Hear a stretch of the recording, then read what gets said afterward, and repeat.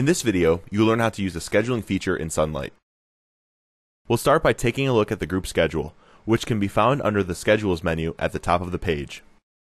The first tab, the Group Calendar, shows all the consultants in a resource group and their appointments for any given day. Currently, you can see the appointments for the 5 consultants in the Midwest Consulting Group. Each calendar view is based on the selected date at the top left, which is set to the current date by default. The dates in the calendar are based on the current month, so you'll see a full view of March, plus the extra days of the week before the beginning of the month and after the end of the month. So you'll always see 6 weeks at a time. If you want to switch to another month, just click on the calendar icon and select a date in that month. For this video, the weekends are not shown on the calendar, but you can turn them on if you like. Because this is the group calendar, we can select which resource group we want.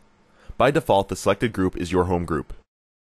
For this video, we will use the Midwest Consulting Group. If you hover over a resource, you can see more information about them, such as their full name and the company the resource belongs to. The appointments for each resource go across the calendar, so for Ron Dryman, we can hover over one of his calendar entries and we can see the appointment details of that entry. Each appointment is assigned a color for its status. Red means nothing is scheduled for the consultant, and green means the appointment has been confirmed with the customer. Yellow means the appointment is only tentative and needs to be confirmed once again with the customer. And white means that the time has been reserved for the customer, and the time may be confirmed in the future. If a user and their schedule fields are bold, that means you have permission to change the user's schedule. We are logged in as an administrator, so we have control over all the employee schedules. Group administrators have permission to schedule any resource in their entire resource group.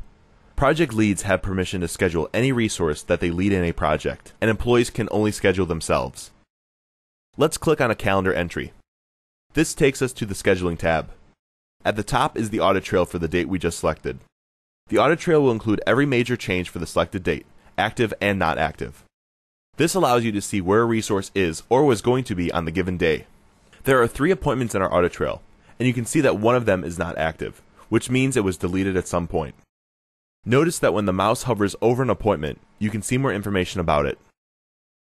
At the bottom of the page, we can edit the current appointment, create new appointments, and view a list of all upcoming appointments.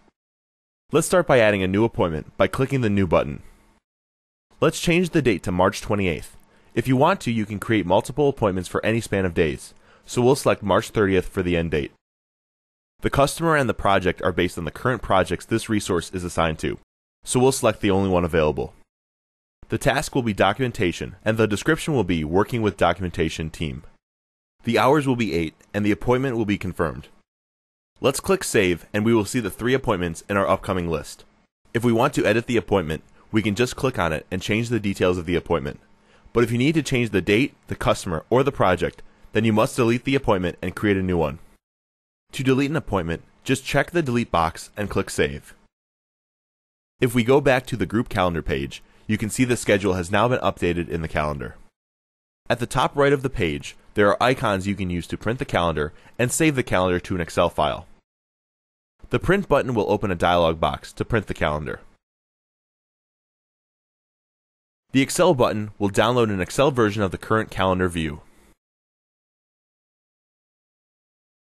Let's take a look at the other calendar pages by going to the Schedules menu. In addition to the group calendar, there is the project calendar and the individual calendar, which will allow you to see the appointments in different ways. All the calendars are related, so what you change on one will be reflected on the others. Let's take a look at the project calendar. This calendar lets you view all the appointments for the projects you're assigned to. We are logged in as an administrator, so we have access to all the projects that are currently active. Group administrators have access to the projects of every resource in their group, and employees can only see the projects they are assigned to. The individual calendar lets you see all of your appointments. Because we are logged in as an administrator, we have access to all resources, but employees would only have access to their own schedule. The individual calendar is organized by the customer and project on the left, and the schedule task for each day. This calendar also enables you to import the current calendar view into your Microsoft Outlook appointment calendar. Let's click on the Export Schedule button. This creates a .ics file for Outlook. Click Save, and once the download is done, open Microsoft Outlook. Go to File and select the Import and Export option. Select Import iCalendar or vCalendar file and click Next. Find the ICS file that you just saved and click on Open. You'll see that the appointments from the current date until the end of the calendar view has been added to your Outlook appointments. And that concludes the demonstration of how to use schedules in Sunlight.